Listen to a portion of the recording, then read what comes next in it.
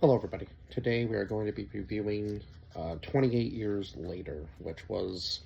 So I'm going to have to go back and watch the first two films again because unfortunately I just haven't had the time to fit them in with all the other stuff I've been reviewing. So I will add them to my long list of things to review, so I will get to them eventually. But yeah, it was kind of almost like I was going into this movie blind, but I almost feel like you don't really need to.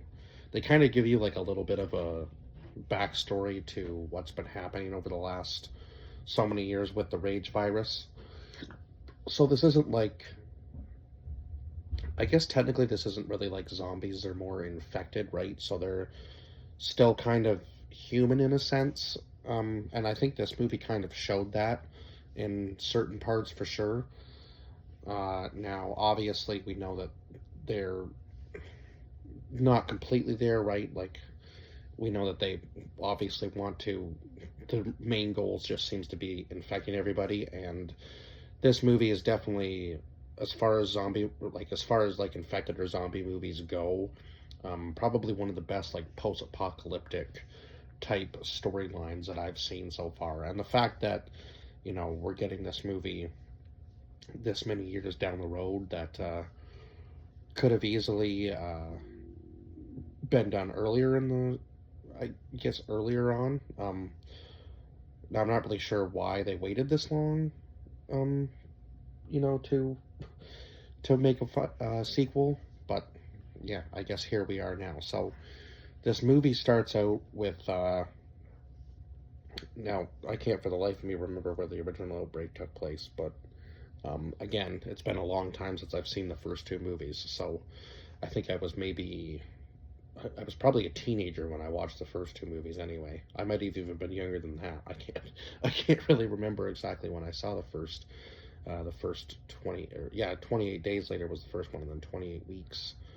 It would have been cool actually, I think, to have like a 28 months later just to kind of see exactly where we were in that sort of timeline, and maybe they will do that down the road. I don't know, kind of like maybe like a backstory of like 28 months. I almost feel like that would have been fitting, and then we do like maybe the 28 years um, later. You know what I mean? Like that would have been kind of cool to see just exactly how it progressed from like 28 days to 28 weeks to 28 months, and then the 28 years. I know it's a big jump obviously between 28 months and 28 years, but still it would have been cool. I think that might have been like a missed marketing opportunity as far as the movie series goes. But we're getting 28 years later, and it's still an exciting film, directed exactly the same way, uh, just like the whole almost like old timey movie feel, like from the early 2000s, with some of the way that they did the shots and just uh, the color in the film kind of makes you think of that too. Now, obviously, some of it was a little more updated, but yeah, just the filming style made it feel like it was still a much older film, even though it's a brand new movie.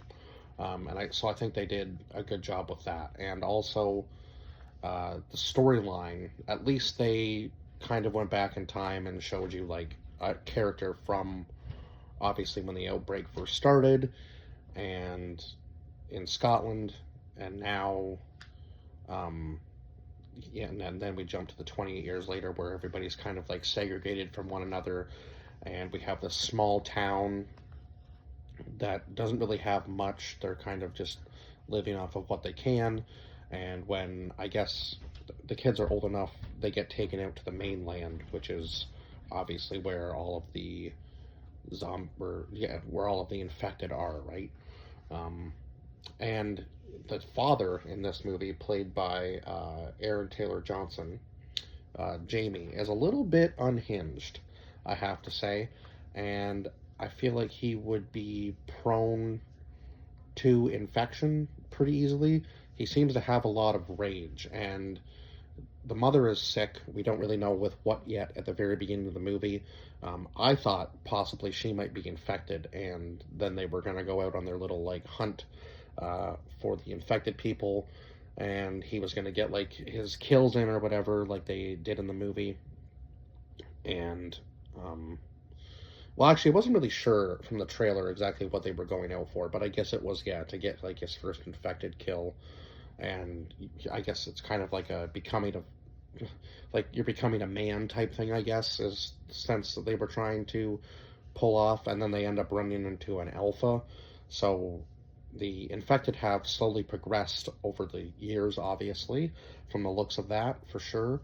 Uh, Progressed, like it hasn't been like a huge progression, but it seems that we have like our kind of like slower moving zombies who are just kind of like crawl around and feed off the earth like worms and so on and so forth. And then obviously we have the fast moving ones who seem to travel in packs, and they obviously have like a leader, so they call them the alphas. And the alphas will stand there and wait. They seem to be much smarter than the rest of the infected people. Yeah. Um, so it's kind of interesting to see like the it's almost like it's almost like like a wolf pack kind of thing with the regular fast ones and the alphas. It's and he did wait for them for a very long time, and then when they were going back to the island when the water was shallow enough, uh, when it was lower tide, the son and father had to sprint because this alpha would just not stop running. Like it almost reminded me of like the Titans from Attack on Titan. Like this thing was just like sprinting through the water like it was not even there.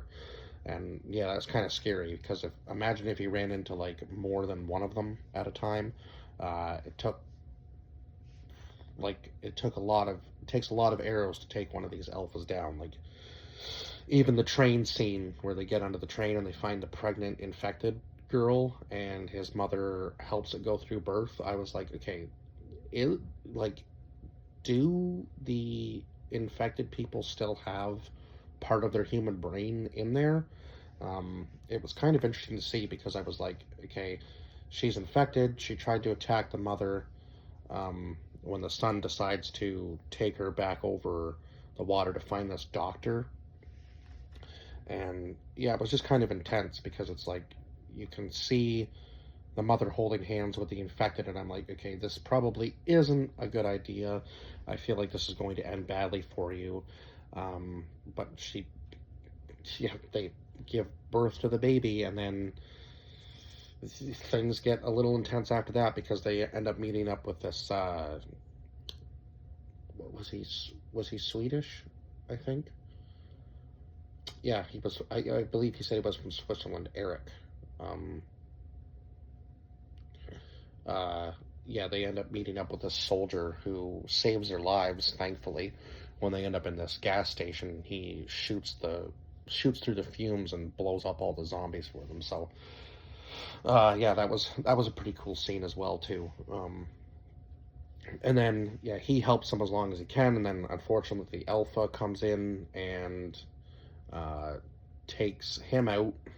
So now they pretty much have no protection, and that's when they end up finding the Doctor. So we'll actually go over the cast list before I get too much further into talking about that. So Jodie Comer plays Isla, who is the mother. Aaron Taylor Johnson plays Jamie, the father. Ralph Fiennes plays Dr. Kelson, who was the doctor that Spike was trying to find, who was played by Alfie Williams. And then Jack O'Connell comes in at the very end of the movie, and he plays Sir Jimmy Crystal. So Jimmy was the kid at the very beginning of the movie that we see run into the church for his dad after the outbreak has pretty much infected like his whole house. He runs to him, and his dad is just an absolute crazy person. Believes that this is supposed to be happening to them, right? So he just lets himself get bit and gives Jimmy this cross.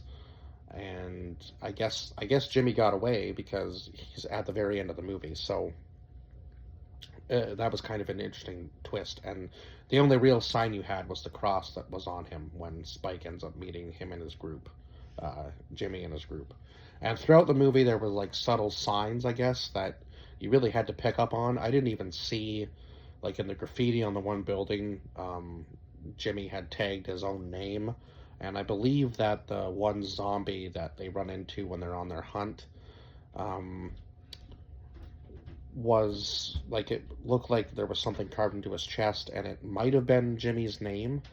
I believe it was anyway. That's kind of what I'm thinking. That's what it was, and they left him to die and get bitten, or he was just a zombie and they strung him up, because at the very end of the movie there was very subtle signs that was the group that was doing that, because they also strung up another zombie by its feet, and I was like, okay, so this group just absolutely is insane. But I did appreciate the end of the movie because it was kind of goofy, um, in a sense, like the other two movies were, um, like with all the different various groups throughout the movie. So yeah, I did appreciate the fact that they did that at the very end. Um, so yeah, like I was saying, they finally find the doctor. Now the doctor isn't quite as insane as the father made him out to be. Now, the dad had said that they had run into him 15 years ago, and they decided to just run away from him because of what had happened. Now, they saw him just burning bodies. Uh, so, I mean, he's technically just taking care of the dead. There's really nothing, you know, insane about the doctor. Now, he's covered himself in iodine, uh, because the zombies don't like the smell of it, I guess. And he has become extremely smart. Like, he uses a blow dart gun, uh, and he fills these darts with morphine, and there was something else in them as well. I have to watch the movie again to remember exactly everything he said, but yeah, basically just slows the zombies down, and he's named them. So the one alpha that attacks them on the train right before they meet Dr. Kelson. I don't know. Wanted to call him Carson for some reason. Right before they meet Dr. Kelson, yeah, he has named the alphas. So he's named this one Samson, and I don't know what he would have named the other one that the father and son ran into, what Jamie and Spike ran into at the very beginning of the movie. But there was some poor decisions made by Spike for sure before we even get to the whole train scene and meeting the doctor. Like, the fact that he wanted to bring his mother over, to see this doctor and try to save her is obviously, you know, obviously that's a good thing, right? And he kind of comes to, like, I guess, what's the word? He doesn't really, he kind of almost, oh god, what's the word I'm looking for? Like an impasse. He comes at an impasse with his father after he sees his dad cheating on his mother, obviously, because the mother is dying, and it's like, okay, dude, like, really, that's what you're gonna do. And this is like right after their hunt, right? So he's trying to hype up the son, and then he leaves, and then the son sees that, and it's like, okay. Um, so then Spike pulls a knife on Jamie in the stairwell of their house, and you can kind of see the rage in Jamie when he holds the knife and he starts shaking. I'm like, okay, so is he slightly infected? I guess the rage virus can really get anybody, right? If you have the right amount of rage inside you. And then he punches the wall when he's leaving. So I'm like, okay, this guy's a little bit not so, but it was also it was also kind of shown when he's out hunting, like, yeah, like, kill this thing. What are you waiting for, sort of thing, like, you know. But he's also trying to teach his son that, you know, it's a dangerous place to be, obviously. So you got to be like alert all the time, right, when you're out there. Um, so I guess he's not, you know, completely crazy to think that everything is a danger, but also, yeah, he was kind of insane a bit with, like, how he was handling the whole situation, like, good kill, son, like, that sort of thing. It was kind of crazy, like, you know what I mean? Because everybody who was infected obviously was human at one point, and they still might have part of their human brain, right? Because yeah, we get like the big fat ones, and then we have like the alphas who seem to be much smarter than most, and then we have the fast ones who just kind of run around, and they seem to be like the kind of stupid ones of the group. I don't really know how else to word that, but yeah, they kind of seem like they're the dumb ones, but in a sense, they're still hungry for like regular food, which seemed weird because they steal, they go after Spike's fish at the very end of the movie when he takes the baby back. So yeah, they did end up keeping the baby from the infected girl, and I guess the baby isn't infected, so he drops it back off at his village, and then decides to go back out. Now, the unfortunate thing in this movie that I was like, oh my god, okay, we've come this far with the mother, only to find out that she has cancer. So there was no way for the doctor to save her. Now he has created this huge temple of bones, called the Bone Temple.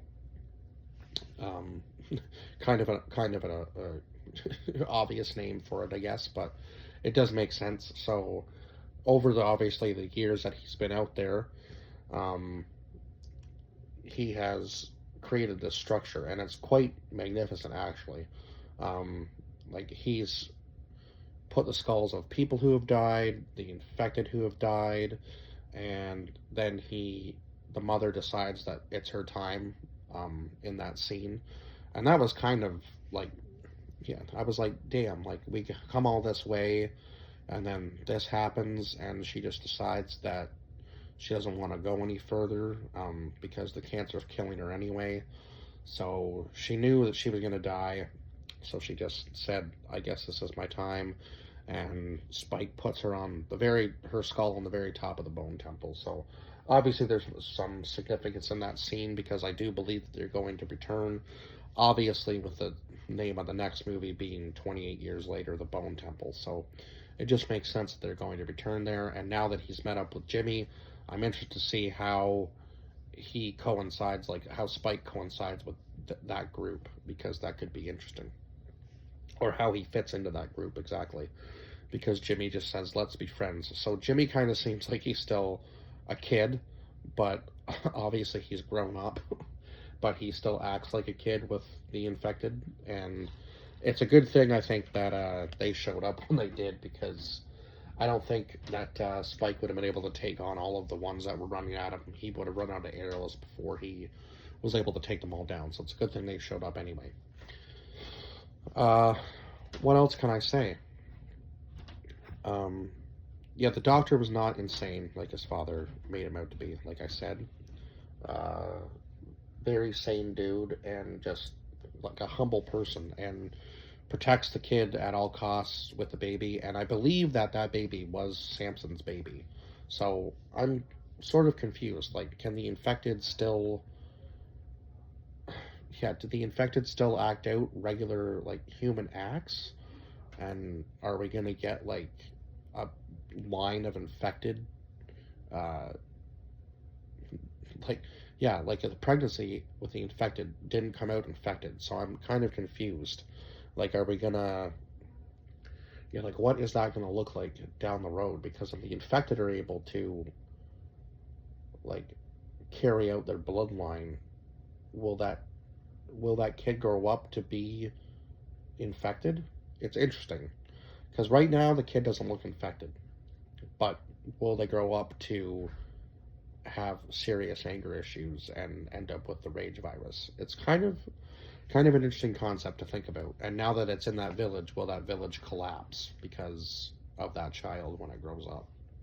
It's interesting to think about. There's a lot of things. There's a lot of things that could happen. I believe I've covered everything that happened in this movie, though, as much as I could. The soundtrack was actually really good for this movie, and the jump scares, they definitely got me.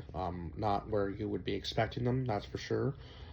Most of them were like in the telling of stories of other characters, and the ones that I expected, obviously, were like when the zombies showed up, or not zombies, when the infected showed up, and yeah, it was just kind of crazy, and some very unfortunate deaths. Obviously, the mother was probably the worst one, even though she wasn't killed by an infected. It was just kind of like, you came all this way, and there's absolutely no way to cure her, which was unfortunate. But I guess it is what it is. There is no real like end credit scene. There's just kind of flashes of stuff throughout the movie or throughout the credits, and then at the very end of the credits, you kind of see Spike by this what looks like to be like a giant fire. Um, so I'm not really sure exactly uh, what that's going to look like. Maybe that's part of like maybe that's like foreshadowing for the next movie. So yeah, I guess that's pretty much it. I guess I'll see you guys in the next review. I think I said 8 out of 10 is what I gave this movie, but if I didn't, I did give it an 8 out of 10. And I will see you guys in the next review. Bye bye for now.